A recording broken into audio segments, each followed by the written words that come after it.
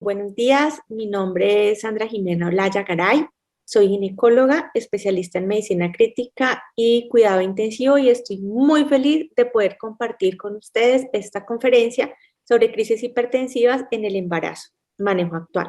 Muchísimas gracias a todo el comité organizador por tenerme en cuenta para hacer la disertación de este tema y un saludo muy especial a todos mis compañeros que esperamos que cada vez más volvamos a retomar la presencialidad. Vamos a empezar a hablar entonces sobre crisis hipertensivas y el enfoque en el embarazo, en el manejo actual.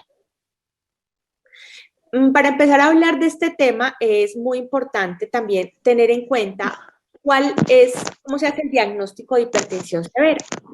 Entonces, vemos que la hipertensión severa tiene un inicio agudo o lo podemos definir como una presión arterial sistólica mayor o igual a 150 o una presión arterial diastólica mayor o igual a 110. Esta hipertensión puede presentarse tanto en periodo prenatal, la podemos encontrar cuando la paciente está embarazada, en el intraparto o en el posparto.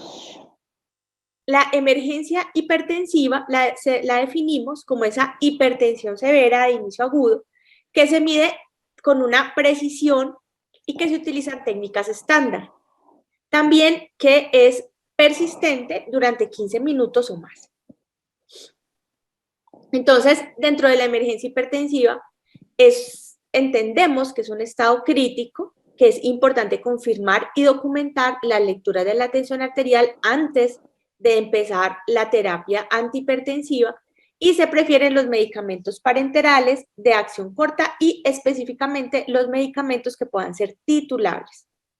Estos pacientes que tienen emergencia hipertensiva deben ser admitidos o son admitidos en unidades de cuidado intensivo para hacerle un seguimiento muy estrecho de sus cifras tensionales.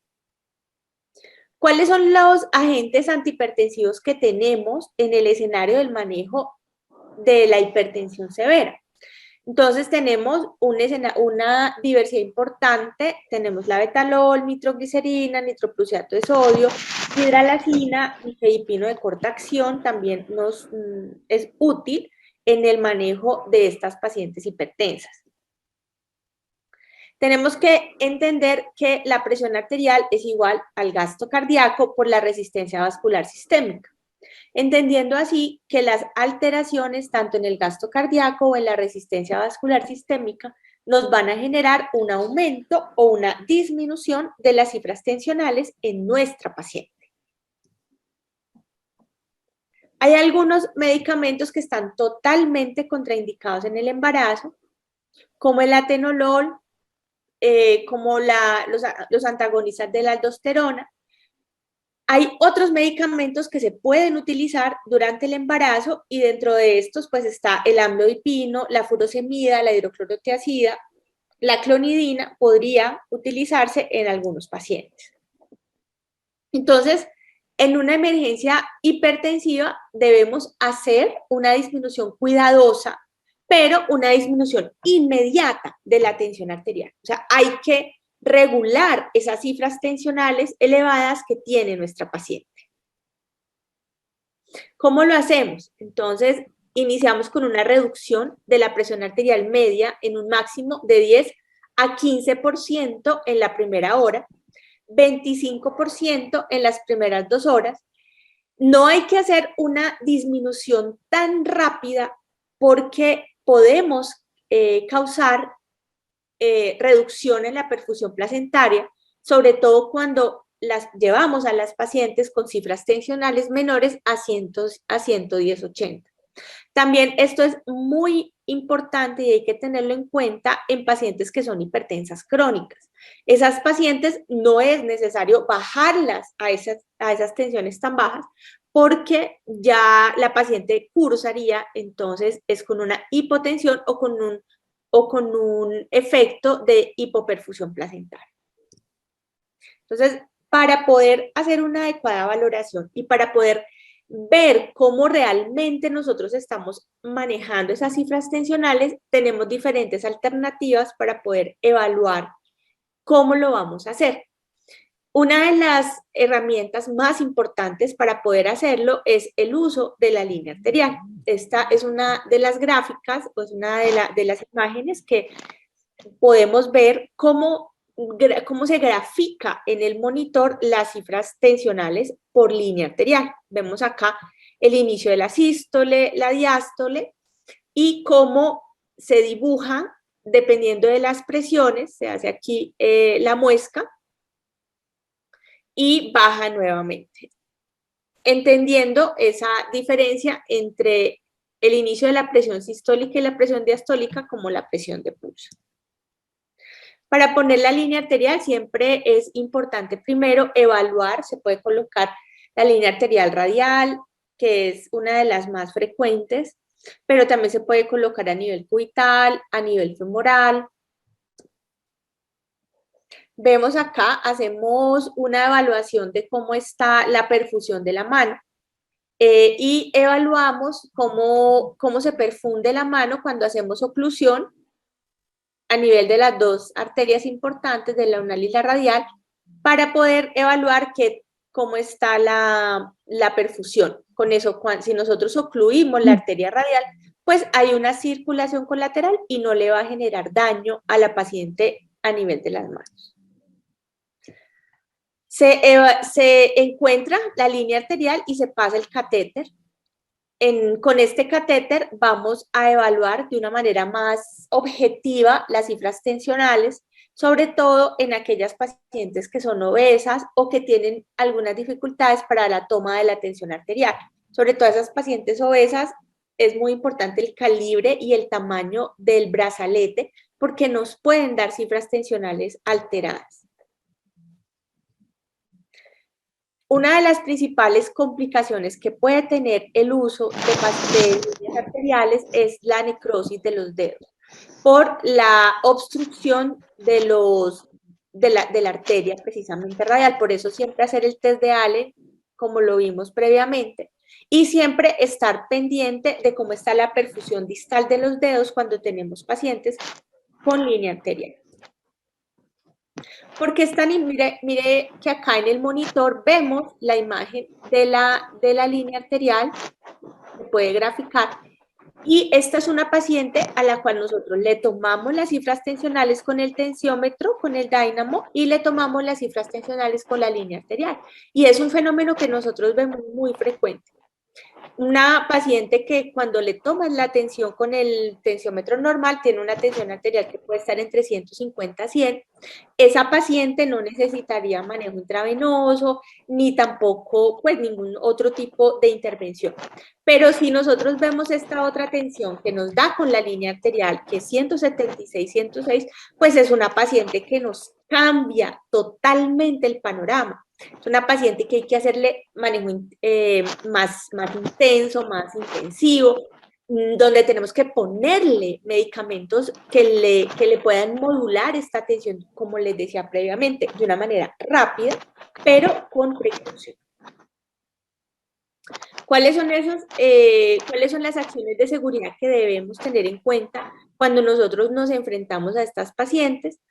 Siempre la calibración de instrumentos en la toma de la tensión arterial. Vuelvo y les insisto muchísimo el tamaño de los brazaletes, todos los correctos en la toma de la tensión, que la paciente esté sentada, que sea la paciente a la que yo le vaya a tomar, que la paciente no hable durante la toma de la tensión arterial, que no esté comiendo. Todas esas cosas son importantes porque nos pueden dar una falsa evaluación de las cifras tensionales. E igualmente es una recomendación de seguridad trasladar estas pacientes a áreas de mayor cuidado y áreas de personal que estén familiarizados con obstetricia. Igualmente, toda la identificación del riesgo. Para eso se han generado unos banders de manejo en hipertensión y esto pues depende mucho de la educación que nosotros podamos brindarle al equipo de trabajo con el cual nosotros estamos familiarizados o con el cual estamos trabajando. Generar esos paquetes de medidas o esos paquetes de cuidado en cifras tensionales elevadas.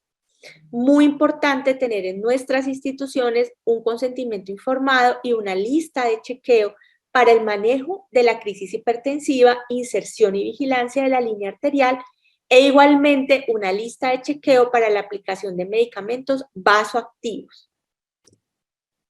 Este es un artículo que publicamos ya hace algunos años, en el 2016, un estudio que hicimos en el Hospital Hernando Moncaleano Perdomo, en donde evaluamos cuál era la adherencia que tiene el personal de salud y definitivamente el implementar procesos educativos con nuestros grupos es lo que definitivamente nos va a llevar a resultados exitosos. Bueno, pero entonces, dentro del manejo y dentro del diagnóstico, ¿qué cosas son importantes? Nuevamente recordar, evitar la hipotensión en estas pacientes y así vamos a minimizar el daño que podamos encontrar en el órgano, pues en cualquiera de los órganos blancos de nuestra paciente. Ese sería el objetivo inmediato para poder tener una seguridad materna y evitar a toda costa, prevenir las complicaciones que se pueden presentar como consecuencia de una cifra tensional elevada, las cuales nos pueden llevar a que nuestra paciente fallezca, que es una de las, ya lo hemos visto, una de las principales causas de mortalidad materna. ¿Cuáles son esas complicaciones que tanto temor tenemos? Las complicaciones cardiovasculares, recuerden que estas pacientes preclánticas hacen una insuficiencia cardíaca congestiva, pueden llevar a isquemia miocárdica, también complicarse con edema pulmonar. También pacientes pueden llegar a hacer lesiones renales, alteraciones a nivel renal, como falla renal aguda, injuria renal y requerimiento de diálisis en algunos casos. La disfunción cerebrovascular, las que más temor nos dan siempre son la cardiovascular y la cerebrocardiovascular. ¿Por qué? Porque son las que matan las pacientes. La cardiovascular porque nos hace una falla cardíaca súbita y la cerebrovascular porque nos puede hacer un sangrado intracerebral que puede ser isquémico o puede ser hemorrágico. Y a nivel fetal podemos encontrar una abrupción de placenta, una descompensación o una hipoperfusión fetal y también podemos estar frente a una ruptura de las arterias uterinas. Bueno, este es un artículo en donde nos habla sobre las principales causas de morbilidad y vemos que dentro de estas la presencia de hemorragia posparto es una de los ítems que más genera complicaciones que también hay que tenerlas en cuenta. El abrupcio de placenta, el edema pulmonar, nos pueden llevar a que nuestras pacientes puedan llegar a fallecer. Entonces son puntos que debemos tener en cuenta para poder evaluar esta crisis, para poder afrontar esta crisis e igualmente prepararnos y responder. Esta es una memotecnia con crisis que sería primero evaluar la circulación, reducir la tensión arterial, iniciar infusión de sulfato de magnesia, hacer sostenimiento de nuestra paciente, disminuir al máximo el impacto en el órgano blanco y realizar soporte y seguimiento. Entonces, esta es una memotecnia para siempre tenerla en cuenta en el manejo inicial y evaluar nuestras pacientes con cifras tensionales elevadas. Vamos a entrar un poquito ya a los medicamentos, entonces vamos a hablar un poquito del labetalol. Este es un medicamento intravenoso, no tenemos disposición oral en este momento. Es un medicamento que bloquea los receptores beta 1 a nivel cardiovascular, los beta 2 a nivel de los músculos bronquiales, vasculares, los alfa 1 y en los músculos lisos a nivel vascular.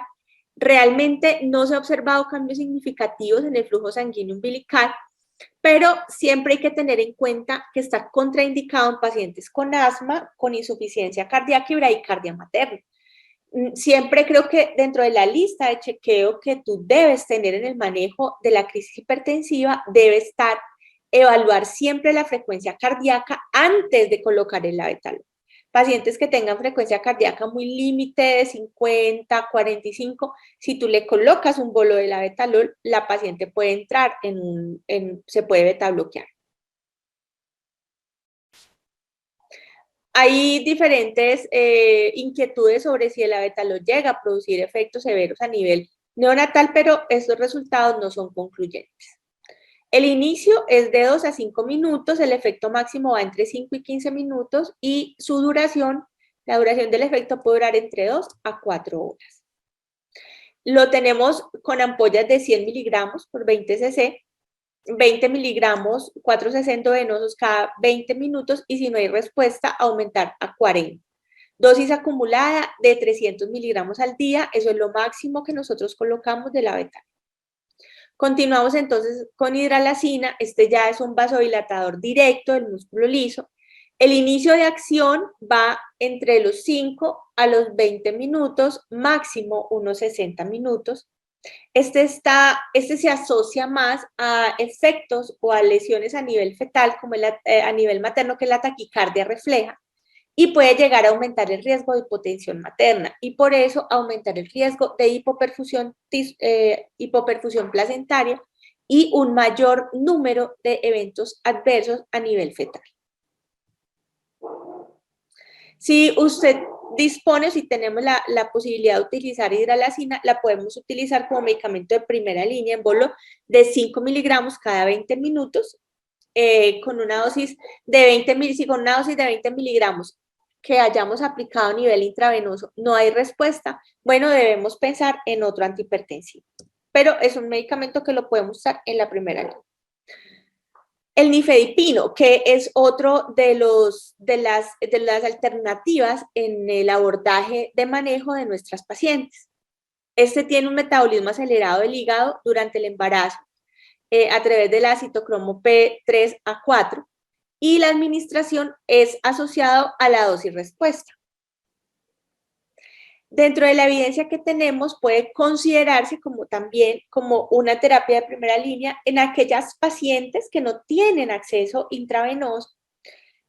Se ha planteado, o sea, se preocupa o se plantea la posibilidad o el riesgo de que una paciente que se encuentre con nifedipino puede hacer un bloqueo neuromuscular y puede presentar hipotensión severa utilizando las dos, pero realmente no hay datos importantes frente a eso.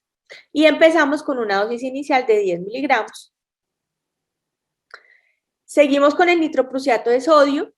Las características del nitroprusiato: actúa a nivel o genera dilatación a nivel de los vasos arteriales, que son vasos de resistencia, pero los vasos de capacitancia, y disminuye la precarga y la postcarga. Vemos que dentro de sus características importantes es un complejo de ferrocianuro y una molécula de óxido nítrico. El efecto vasodilatador mixto puede ser un efecto tanto arterial como venoso y hay una liberación no enzimática de este óxido nítrico que puede llegar a afectar la vasculatura, la microvasculatura a nivel coronario y puede generar lo que se comenta o lo que se entiende como un fenómeno de robo coronario. Importante tener en cuenta que el nitroprusato tiene un 44% de cianuro, que se metaboliza a tiocianato, que genera o se presenta como eliminación renal y que es importante no tenerlo por más de 48 horas a dosis altas en infusiones prolongadas por esta razón. A nivel cerebral, como les digo, hay una disminución del flujo sanguíneo coronario, no usar en insuficiencia renal y genera este fenómeno de robo coronario. El nitroprusiato, entonces, solamente en casos de hipertensión severa refractaria. Seguimos entonces con la nitroglicerina. Este es un potente vasodilatador venoso que tiene un menor efecto arterial, pero genera también un impacto a nivel de las presiones venosas pulmonares, disminuye el llenado ventricular y aumenta también el flujo sanguíneo coronario. Importante siempre tener en cuenta el riesgo de hacer edema pulmonar en estas pacientes que pueden avanzar a este tipo de complicaciones. Y la nitroglicerina es un inicio de acción inmediato, la duración es de 3 a 5 minutos, la dosis son 5 microgramos por kilo minuto y se va aumentando de 5 microgramos. Este es un algoritmo que podemos ver acá, toma de la tensión arterial, miramos si la paciente tiene gel, va para el parto, tenemos una paciente con emergencia hipertensiva, podemos empezar con hidralazina, labetalol o nifedipina, y la meta es disminuir las cifras tensionales maternas más o menos a rangos de 140 y 150 la sistólica y 90 y 100 la diastólica. Para hablar un poquito más sobre todas estas complicaciones que se pueden presentar en pacientes con crisis hipertensiva, quise hablar de las diferentes disfunciones, disfunción renal, hematológica, cerebral, cardiovascular, pulmonar y hepática. Este es un artículo que publicamos ya también hace algunos años, en el 2013, donde hablábamos y caracterizábamos todas las pacientes que hacían una falla renal aguda en la unidad de cuidado intensivo del hospital, también Hernando Moncaliano Perdomo, y encontramos que la principal causa de falla renal aguda en nuestras pacientes gestantes es la preeclampsia. Es una de las principales causas.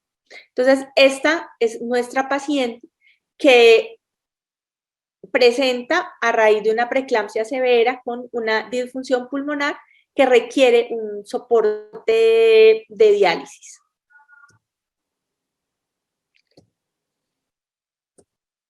La disfunción cerebral es otra de las disfunciones más importantes que se pueden presentar, sobre todo sangrado a nivel intracerebral es una de las, pues de las complicaciones más importantes. Esta es una de nuestras pacientes que llega al servicio, presenta un evento de disminución del estado de conciencia, se pasa rápidamente al tomógrafo y estas son las imágenes que se encuentran. La paciente se entuba, es llevada a cesárea y el bebé, pues esa es una de las cosas que hacemos en humanización, tratar de que el bebé tenga contacto físico con la mamá y esto realmente las estimula muchísimo para salir adelante. Esta es nuestra paciente y esta, no sé si me corre acá, es cuando ya se estaba recuperando, la paciente egresó de nuestra institución con una recuperación casi del 80%, le faltaba alzar un poquito el brazo y todavía se confundía con las palabras, pero en términos generales la paciente mejoró significativamente, una paciente que pues no tenía mucho pronóstico. Importante dentro de la fisiopatología y el manejo, entender que estas pacientes pueden cursar con lesiones a nivel cerebral que pueden ser asociadas a sangrado o a la isquemia. Esta es otra paciente que nos hace un síndrome PRES, como lo ven acá. Ven ustedes acá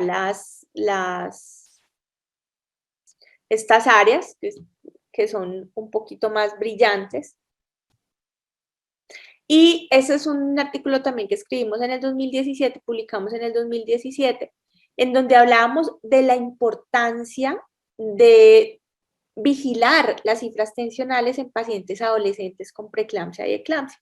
Encontramos en ese trabajo que realizamos que las pacientes adolescentes presentan convulsiones o eclampsia con cifras tensionales mucho más bajas de las que la presentan las pacientes adultas. O sea que estas pacientes adolescentes hay que tener un cuidado especial y diferente para tratar de evitar estas complicaciones cerebrales que son muy frecuentes, sobre todo en este grupo poblacional. Veíamos acá que las pacientes pueden llegar a convulsionar con cifras tensionales no tan altas. No es necesario que las pacientes lleguen a hacer crisis para presentar eclampsia. Bueno, otra de las disfunciones es la disfunción hepática. Vean ustedes acá, este es una resonancia, vemos acá el hígado y este es un hematoma hepático gigante que tenía una de nuestras pacientes. Si ustedes lo ven acá las imágenes del hematoma. Es otra de las disfunciones importantes que hay que tener en cuenta. La disfunción hematológica, recuerden que estas pacientes pueden hacer un síndrome de Hell, pueden hacer una microangiopatía por otras causas, pueden hacer una púrpura trombótica, pueden hacer un síndrome hemolítico urémico atípico. Siempre buscar en estas pacientes o sospechar el riesgo de que hagan una microangiopatía trombótica. Dentro de las disfunciones también, la disfunción cardiovascular, como le digo, la mayoría de las pacientes preeclánticas presentan una disfunción cardiovascular que las va a llevar que las puede llevar a la muerte.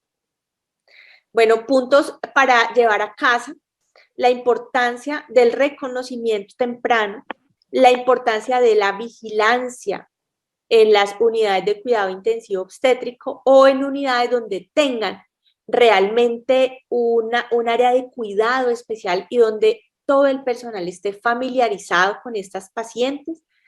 Importante también iniciar rápido una terapia compleja o una terapia intravenosa con lo que tengamos. Y por último, siempre vigilar estas disfunciones o estas posibles lesiones que se pueden presentar de diferentes maneras en nuestro grupo poblacional. Muchísimas gracias y bueno, espero que me vuelvan a invitar.